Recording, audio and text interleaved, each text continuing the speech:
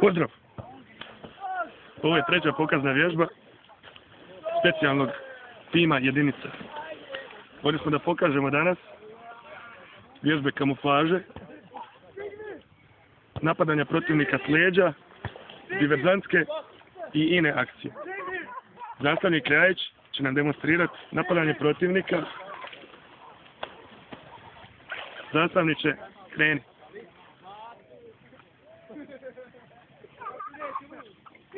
Eno ga, što radi?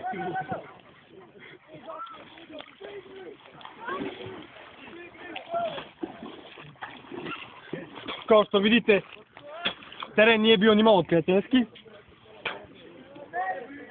Sve je prepuno žabokrecine i ostalih stranja, ali se izdržalo. Za jedinicu se može izdržati, uvijek i mora.